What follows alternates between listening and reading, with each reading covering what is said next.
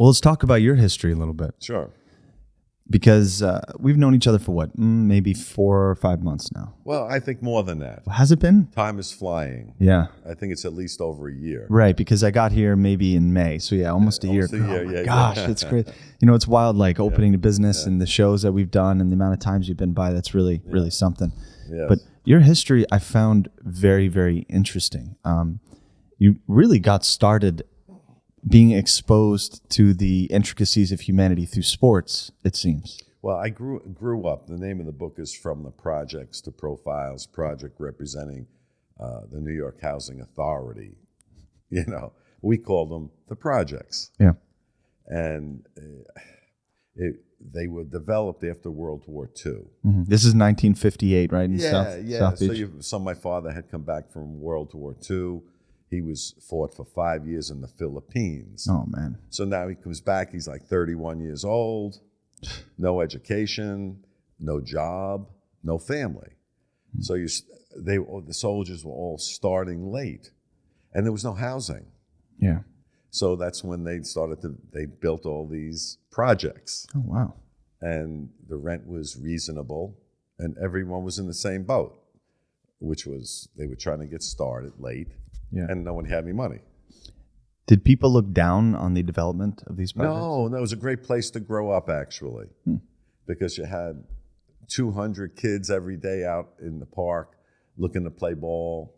So, you know, I played baseball, football, basketball, and there was, matter of fact, we used to run home from 4th, 5th, 6th grade, change our clothes, and run down to the park.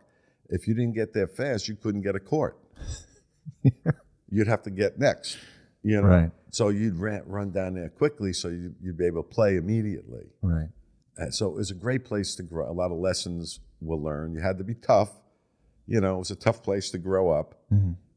But I realized early on that if I was ever going to get out of this situation economically, that sports was my key.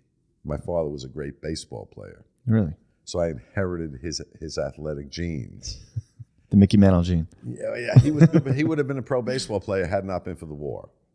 He's a good hitter, good field. He was very good. So from an early age, I was always the best athlete in my age group. Baseball, football, basketball.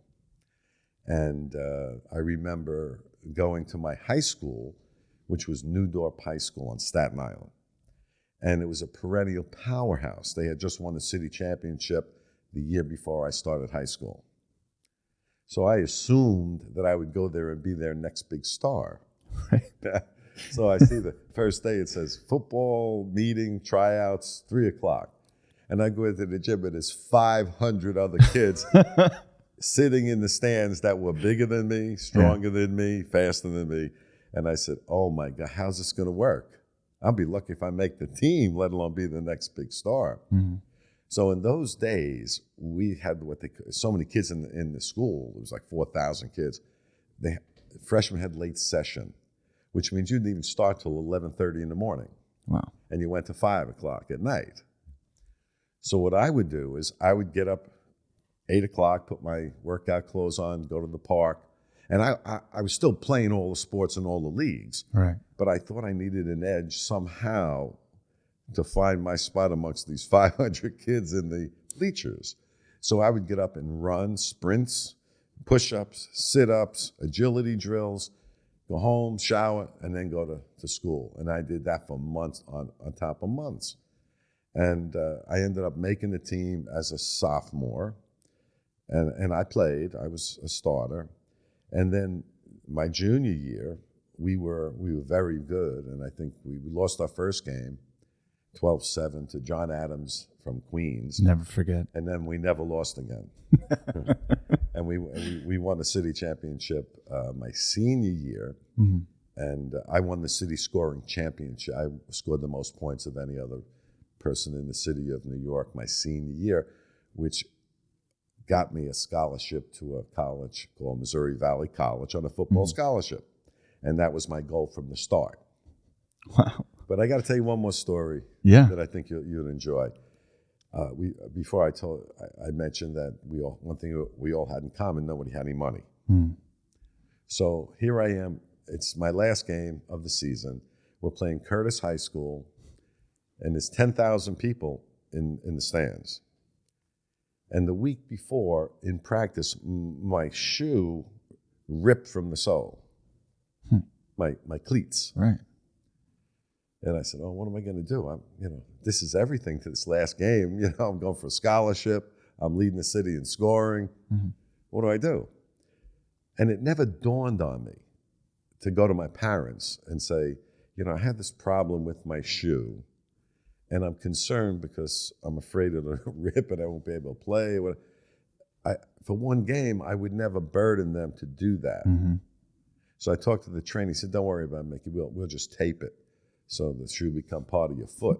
You know how you ever see the way they do Yep. it? And that's what they did. And I scored 2 touchdowns that game, won the city scoring championship, and got my scholarship to Missouri Valley, which changed my life. That's lucky tape then. Yeah, it was good. There was I couldn't get it all. They had to cut it off. Well, you take it all the way to Missouri at this track, Yeah. And then when I got to Missouri Valley, the first thing I know, in your locker, they had new shoes. I said, oh, I like college. So you brought up something really interesting there, right? The difference in mentality.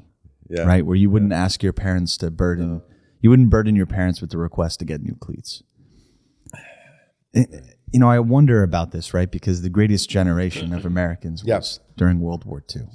And then they leave these theaters of war. They come back to the United States to populate our nation with the ideas, the discipline, and the structure that everyone in wartime, whether you were working in factories or in the hospitals or on the field, they really had this collective understanding of the way Americans should operate. Yes. Fast forward to today, right, where it's a lot of interesting requests. If, in a more modern setting, if that situation were to happen, the extreme example would be the person would have a breakdown and say, woe is me, and be begging for some sort of handout. Basically, this is where I'm coming to, right? Yeah. You grew up with a father who, what you said, did 2 tours in the Philippines?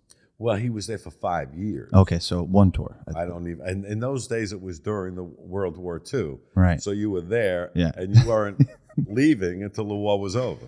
What did he teach you about your approach to people, your approach to challenges? I mean, was there some sort of formative passing of a torch from those lessons to you as the very first example of the greatest generation's progeny? Yeah, I don't know if it came as much from my father as it did my mother. Really?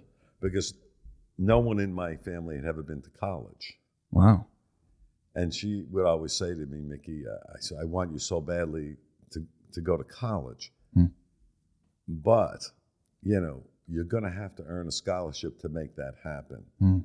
My father, on the other hand, what he lacked financially and what he lacked in education, he made up for in personality. Everyone loved him. He was always the life of the party. and he had friends all over the place. And so I took his personality from him and my work ethic from my mom, who was great. She was, And when I was in college, interestingly, I remember the first day I was there, they had a speaker on stage, and he said, look to your left, look to your right. In 4 years, only one of you will remain. And I remember saying to myself that first day, well, I know it's going to be me because I would never disappoint my mother. And that was my driving force. Whatever gets done.